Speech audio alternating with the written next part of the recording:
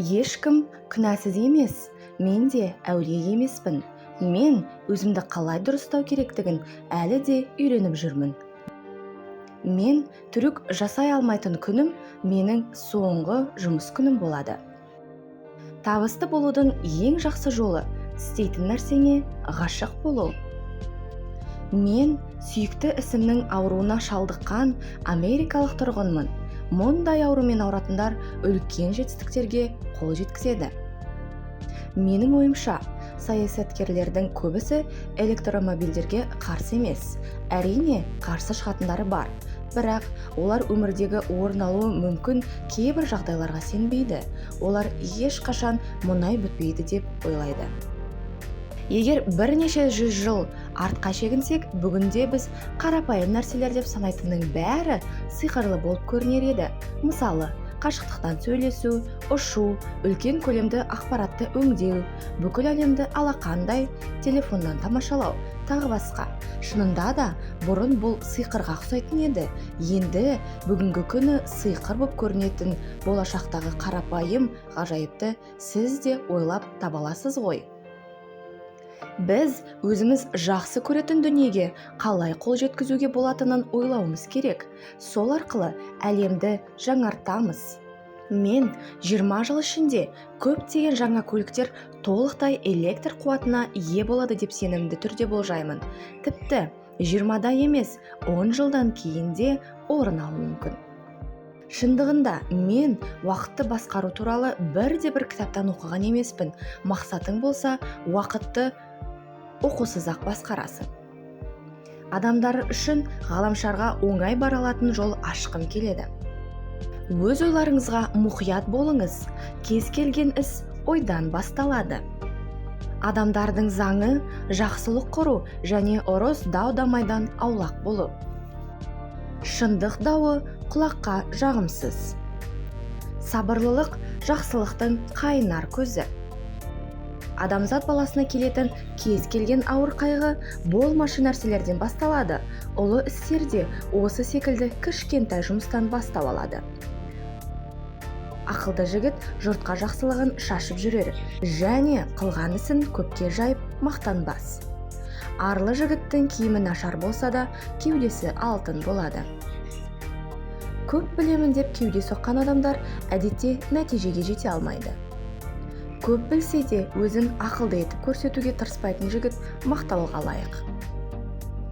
Су жұмсақ әрі нәзік болса да, тауды қопарып жіберуге де күші жетеді. Егер сіз осы жердегі ең табысты және бай адамдардың 1%-да тізімінде болсаңыз, қалған 99-ы туралы ойлануыңыз керек. Біреу бүгін көлеңкеде демалып жатыр, себебі бұдан бірнеше жыл бұрын біреу ағаш отырғызды. Мен тек ең қымбат костюмдерді сатып аламын, олар маған арзан көрінеді. Ең табысты адамдар сүйікті ісімен айналысатын адамдар. Қанша жерден дарынды болып, нәтижеге жету үшін барыңызды салып жатсаңыз да, уақыттың билігінен аса алмайсыз. 9 әйеліңіз жүкті болса да, 1 айдан кейін балаға қол жеткізу мүмкін емес. Білім ең маңызды аспап. Кез келген жерде заң пайда болады. Егер хат ерекше үлкейтіп жазылған болса, ол спам. Сенің ең бақытсыз тұтынушың, бұл сенің ең маңызды өмірдегі сынағың. Бизнес үлкен құмарлық пен аз ғана ережеден тұратын өте қызық ойын. Егер сіздің бизнесіңіз интернетте болмаса, онда сіз бизнесте жоқсыз. Сенің ақырын қозғалғаның маңызды емес, бастысы сенің тоқтамауыңда. Мен 10 000 түрлі ұрыс тәсілін игерген адамнан сескенбеймін. Мен тек бір ғана тәсілді 10 000 рет қайталайтын адамнан сескенемін. Кім мықты, сонымен шынық. Сүйуге болмайтын болса да сүй. Басқалар осалдық танытқан жерде мықты бол. Сонда ғана жеңілістің дәмін татпайсың, әрқашан жеңесің. Жұмсақ бол, бірақ бағынышты болма. Қатты бол, бірақ қатыгез болма. Адамдарды жұмыс істеуге 2 түрлі жолмен қызықтыруға болады. Еңбекақы мен одан айырылып қалу қорқынышын туғызу. Жақсы көлік, жаңа көлік. Адамдар күресуден бас тартып, жеңіліске ұшырайды. Ынта болса, адамның қолынан келмейтіні жоқ. Сіз бірдеңені іске асыра аласыз ба, әлде іске асыра алмайтыныңызға сенімдісіз бе? Екі жағдайда да сіздікі дұрыс. Егер 50 ең бай еврейлік отбасынан ақшаларын тартып алса, соғыстар мен революциялар тыйылар еді. Тәртіп әскердің жаны. Аз әскерді үлкен күшке айналдырады, әлсіздерге сәттілік пен құрмет әкеледі. Өз бақытын бағалай білмеген адам бақытсыздыққа ұшырайды. Қимыл көптеген дәрінің орнын басу мүмкін, бірақ бір дәрі қимылдың орнын баса алмайды. Медицина саулықты сақтау, науқасты кеселден айықтыру үшін адам тәнін зерттейтін ғылым. Дәрігерде 3 қару бар. Ол сөз, өсімдік, пышақ. Егер ұзақ өмір сүргің келсе, онда ұнтақталған грек жаңғағы аралас балды үзбей жей бер. Шынықтыру жаттығулары әр адамның жасына, әл-қуатына сәйкес әрқилы болу қажет.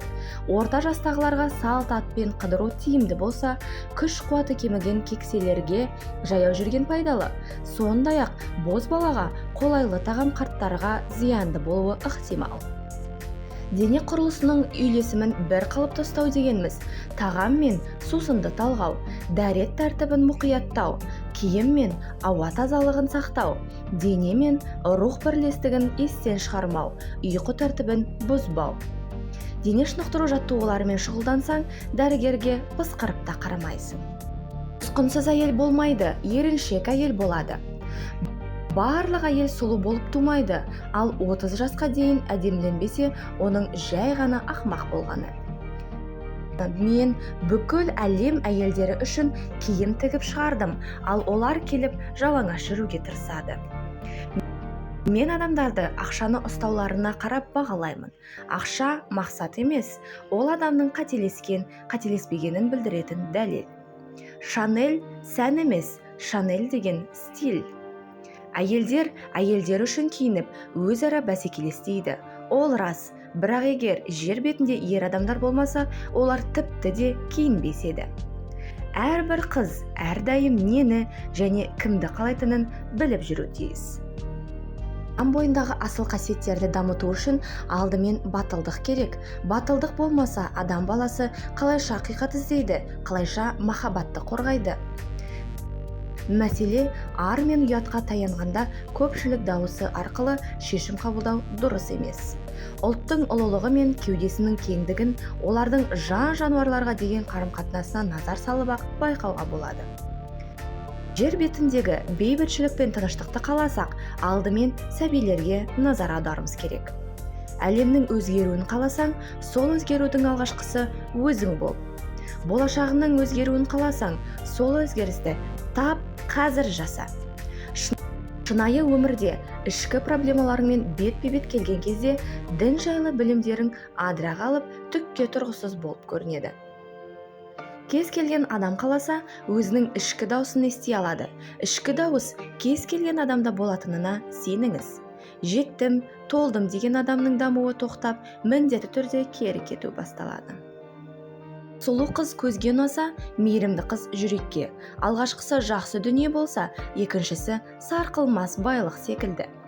Адамға билік бер, сосын оның кім екенін білесің.